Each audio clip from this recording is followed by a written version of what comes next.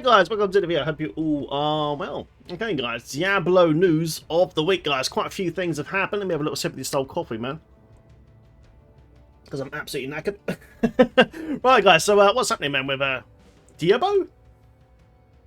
Rich. Filthy rich dude. Diablo. Just saying, buddy, just saying. Diablo? Typo, bro. Right guys, so what's happening guys with D3? Okay guys, so currently Diablo 3 Season 27 is on the PTR. And there should have been an update this week, but it's been delayed till next week. This is a good... And obviously it's going to be a bit annoying because we want to play the next season as fast as possible, obviously. Because the angelic powers look quite fun. But they needed more time to incorporate bug fixes and changes to the PTR. So good old Richie boy, who's done a typo, guys, lol. Yeah, he's basically given us a little update here. So thank you to everyone who's tested and shared the feedback on the PTR. We are developing a PTR patch that will include several updates and plan to publish this out on the week of July the 25th, guys, which is next week. So, big PTR patch. Hopefully it's early in the week, like hopefully on Monday or something like that, guys. So you'll really get some good solid testing in there.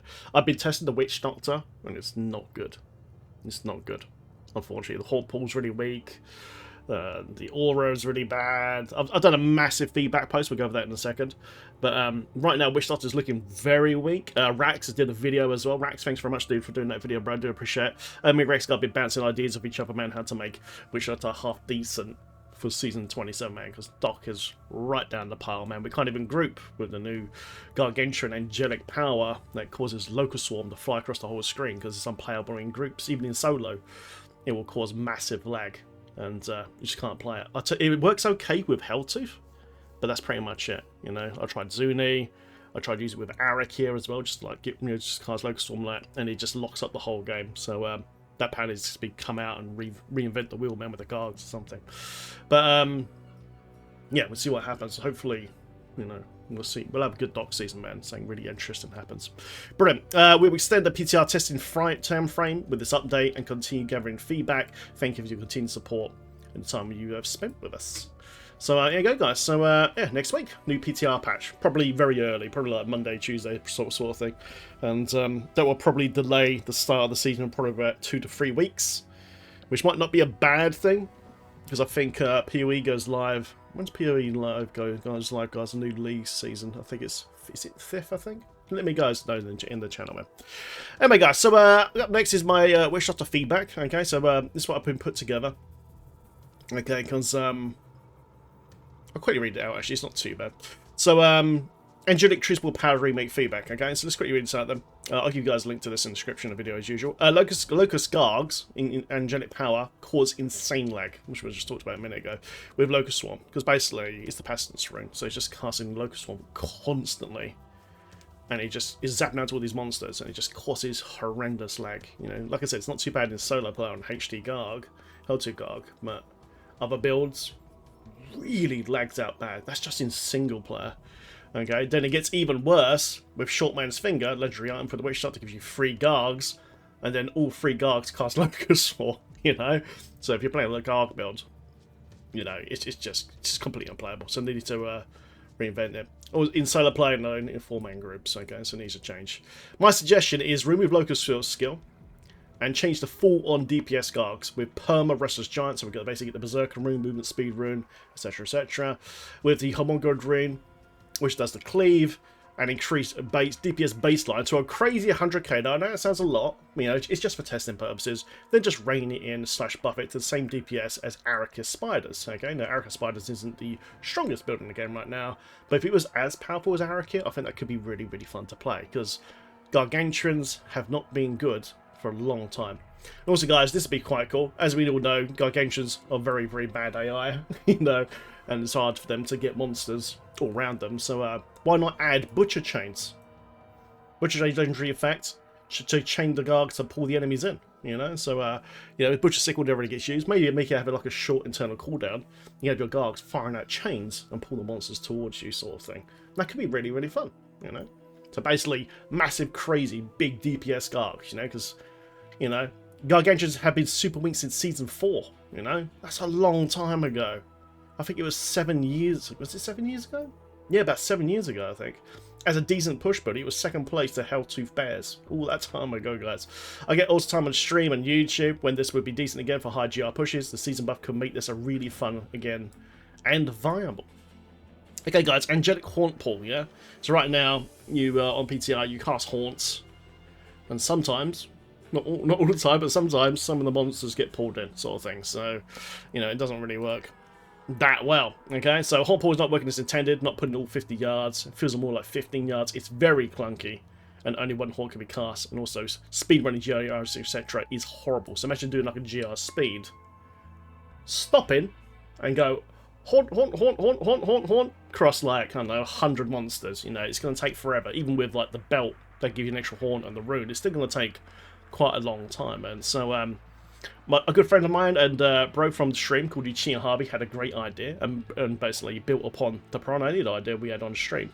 So replace with Piranha's Piranha Nado, okay? So this is basically the pull spell for the Witch Doctor baseline. Cast a Nado on the floor, some mobs get pulled in about 15-20 yards sort of thing. So why not just use that? And it will constantly pulls enemies within 50 yard range, same as the yard range that they had originally, sort of thing. So every time you cast Piranha Nado, you increase the damage percentage, and you're getting a Nado stack. And upon reaching 3 stacks, a Bogadar emerged from the depths, okay? Bogadar is a rune that we never ever use on the Witch Doctor, on the Piranhas thing, where a big crocodile jumps out of the water and goes bang, like that. It's not been used for years because the damage is so pitiful. So basically, you put an execute any enemies below 15% of the maximum HP, and their bosses and elites will receive 50% of this executing effect, you know?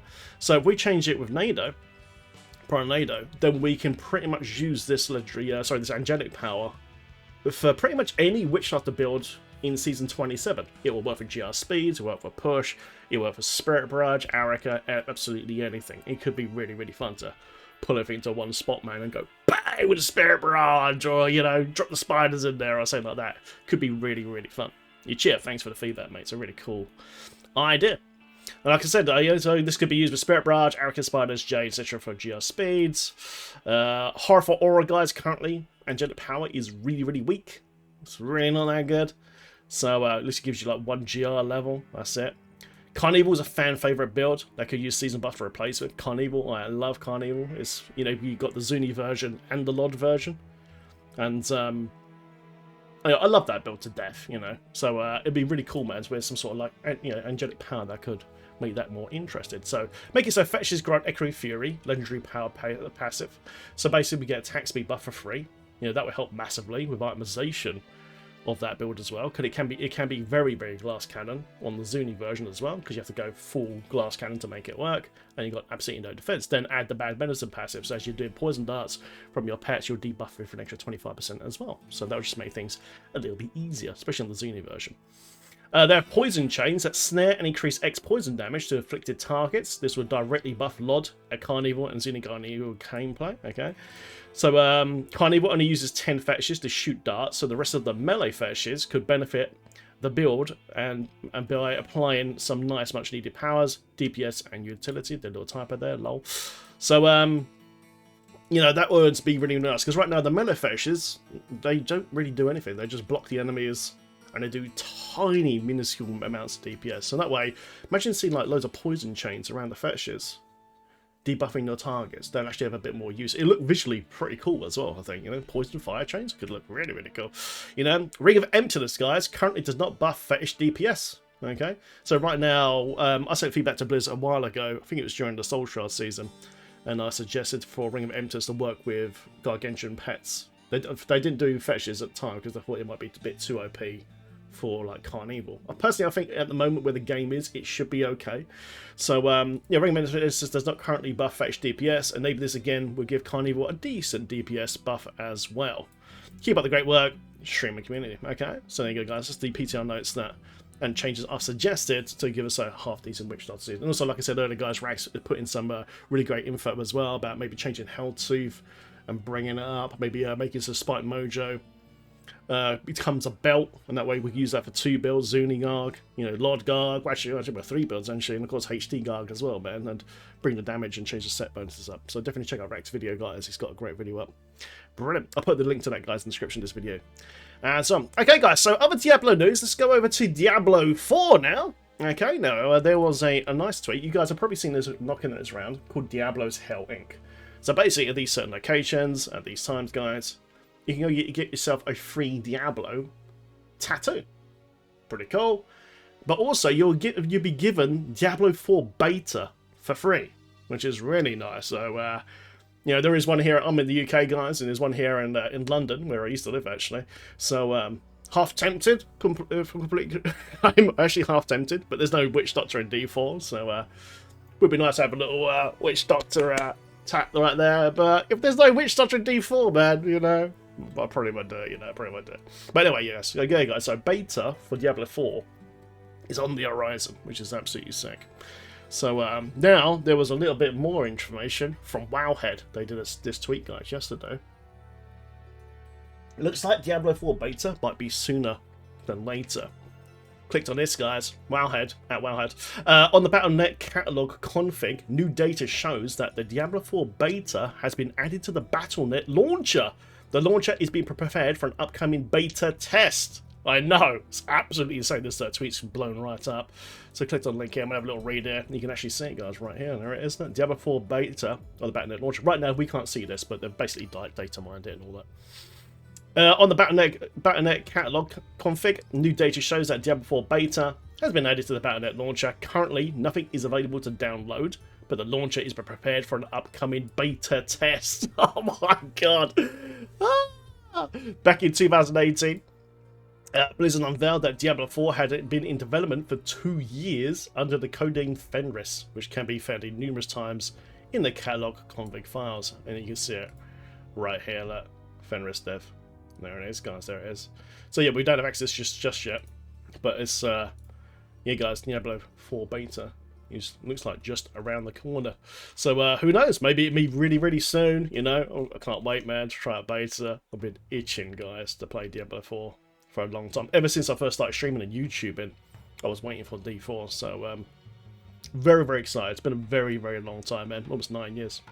And there you go, guys. That's the wrap-up news for this week. Thank you, guys, very, very much for watching. Feel free to like and subscribe and share this video, guys. And also, guys, we've now got super thanks onto the videos. Now, I didn't even know YouTube enabled this on my channel, but if you guys want to show a extra layer of support, you now can do super thanks as well. There's a little button at the bottom of the video. Thanks for watching, guys. I'll put the links in the description of this video. Thanks for watching. See you guys in the next video. Take care. Have a great evening. Lovely. I'm going to finish my coffee.